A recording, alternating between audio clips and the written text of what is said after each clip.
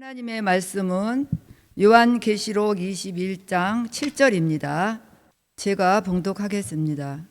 이기는 자는 이것들을 유업으로 얻으리라. 나는 저의 하나님이 되고 그는 내 아들이 되리라. 아멘.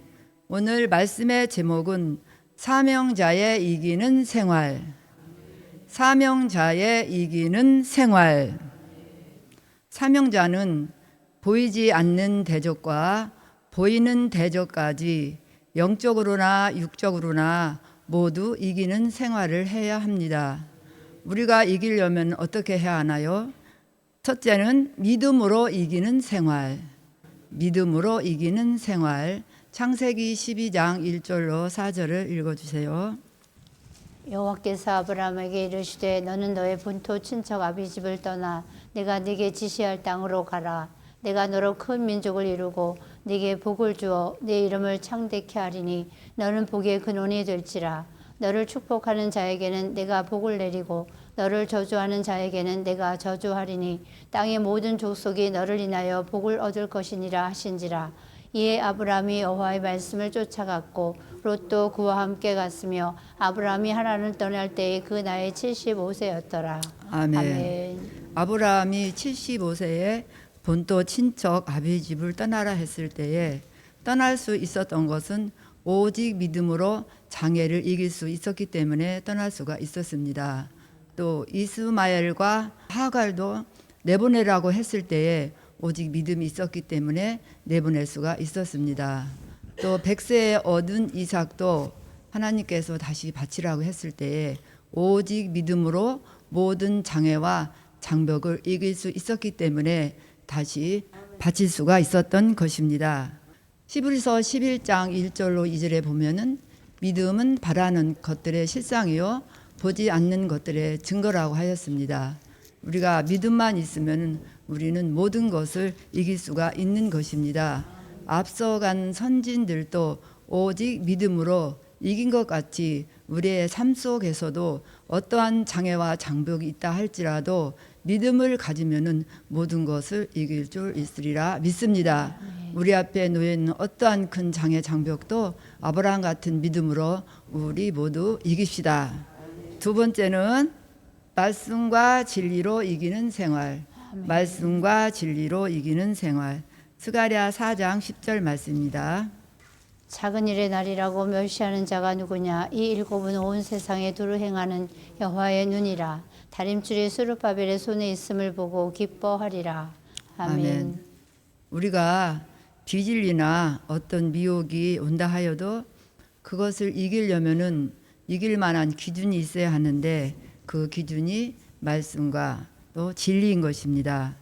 우리가 사는 이 시대를 바로 분별하기 위해서는 예언의 말씀이 기준이 돼야 되고 바로 분별할 수가 있는 것입니다.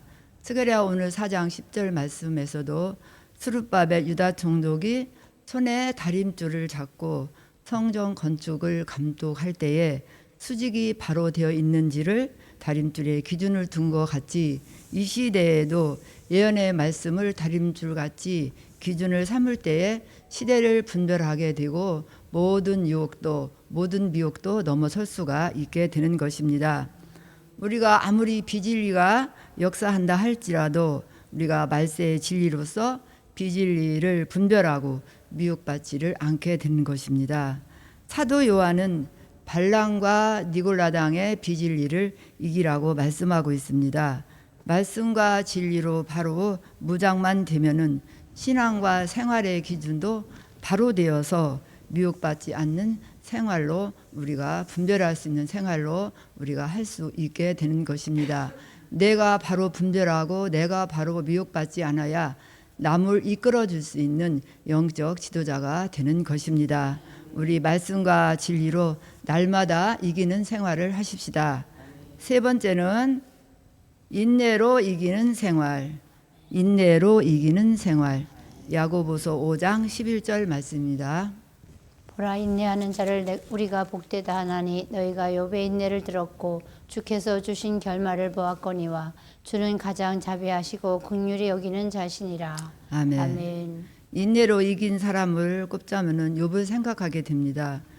욥은 엄청난 시련을 겪었지만은 이 뱀을 끝까지 인내로 지키고 또 입술로 범죄하지 않고 모든 시험을 인내함으로 이겼습니다.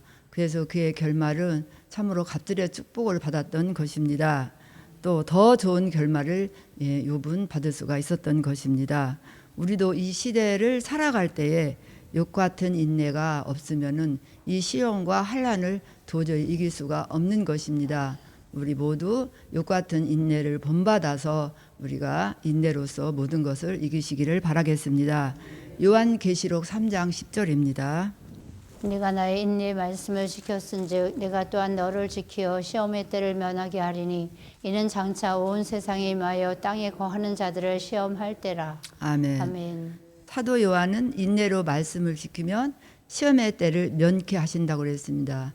또 예수님께서 우리를 지켜주신다고 약속을 하고 있습니다. 우리 욥 같은 인내를 말씀을 지키고 또 입의 지켜서 시험의 때를 면해야 되겠습니다. 야고보서 1장 2절로 4절을 보시겠습니다.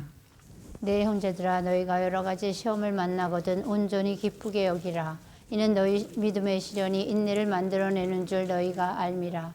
인내를 온전히 이루라. 이는 너희로 온전하고 구비하여 조금도 부족함이 없게 하려 함이라. 아멘. 오늘 말씀해 보니까 믿음의 시련을 통해서 인내가 만들어진다고 그랬습니다. 인내가 그냥 만들어지는 게 아니잖아요. 또 인내를 통하여서 나를 온전하고 구비하여서 조금도 부족함이 없게 하신다라고 야고보 사도는 말씀하고 있는 것입니다. 그래서 우리는 욥 같은 인내만이 우리가 날마다 이기는 생활을 할 수 있게 되는 것입니다. 네 번째는 기도로 이기는 생활. 기도로 이기는 생활. 사명자가 이기는 생활을 하려면은 기도하는 생활이 필수적입니다. 우리 예루살렘 교회는 정말 기도를 많이 하는 교회잖아요. 그래서 이것이 너무 감사해요. 앞서간 하나님의 사람들도 기도로 이기는 생활을 하였습니다. 엘리야는 바알 선지 450인과 싸워서 기도로 이겨서 싸웠습니다. 또 다니엘은 사자굴 속에 들어갈 수밖에 없었지만은 기도로 이겼습니다. 또 히스기야 왕은 아수르 대적 18만 5천을 기도로 시체로 만들었고 자기 생명의 수환도 15년이나 연장을 받을 수 있게 되었던 것입니다. 이 시대에 우리의 택한 종들도 기도를 생활화하면은 우리가 모든 것을 이길 수가 있는 것입니다. 그래서 우리가 기도가 생활화되고 기도가 체질화되어야 되겠습니다.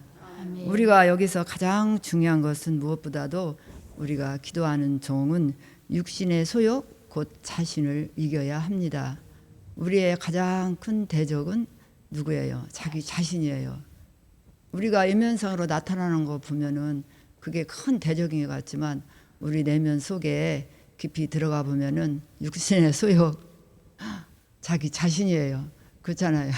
저는 그렇더라고요. 그래서 이 자신과의 싸움이 너무너무 힘들어요. 큰 문제를 당해보면은. 근데 그 외면적으로 표면적으로 나타나는 것이 그게 큰 대적인 것 같은데 나중에 다 지나고 보면은 내 속에 있는 자신과의 싸움이 큰 대적이었어요. 그래서 자기 속에 있는 이 큰 대적을 이기게 되면은 그 표면적으로 나타났던 큰 대적은 스스로 자연적으로 때가 되면은 다 이기게 되더라고요. 할렐루야. 그래서 우리도 가장 큰 대적은 자기 자신이라는 것을 알고 날마다 자신과 싸워 이기는 그런 삶을 사십시다. 기도로 이기는 생활을 바로 하면은 하나님과의 영적 교통이 바로 되고 또 참 하나님의 사람으로 살아갈 수가 있게 되는 것입니다. 그래서 우리는 날마다 기도하는 교회고 또 기도를 많이 하시는 분들이기 때문에 여러분 앞에 있는 어떤 대적도 다 이길 줄로 믿습니다. 다섯 번째는 열심으로 이기는 생활. 요한계시록 3장 19절입니다. 무릇 내가 사랑하는 자를 책망하여 징계하노니 그러므로 네가 열심을 내라 회개하라. 아멘. 아멘. 우리는 여호와의 열심을 받아서 게으른 것을 이겨야 하겠습니다. 지금 읽은 말씀도 열심으로 회개하라고 말씀하고 있습니다. 그래서 우리는 영적 생활을 바로 하지 않고 매일매일 미루기만 한다면 미루면은 게으름 속에 빠지게 되는 것입니다. 이 말씀은 제가 해당이 되는 거거든요. 맨날 미루거든요. 성경 읽는 것도 미루고 설교하는 것도 일주일 갑자기 시키면은 막 이제 가슴이 철렁해요. 미리 해둬야 되는데 안 해요. 발이 불에 떨어져야 해요. 진짜 게을러요. 그날 해야 할 영적 생활은 그날 해야 하는 것인데 내일부터 잘해야지, 다음날부터 잘해야지 한다면은 게으름에 빠지는 것입니다. 그러므로 우리 모두 열심을 내어서 우리 이기는 생활을 하십시다.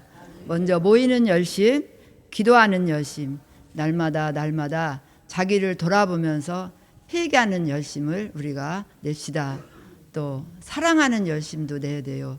여기까지 복음을 따라온 사람들은 정말 힘들게 여기까지 왔습니다. 그래서 서로 귀하게 여기고 서로 사랑해야 될 줄로 믿습니다. 또 전도하는 열심도 가져야 되겠습니다. 그래서 주님이 기뻐하신 모든 일에 우리가 열심을 가져야 하겠습니다. 엘리야는 어떤 열심을 냈죠?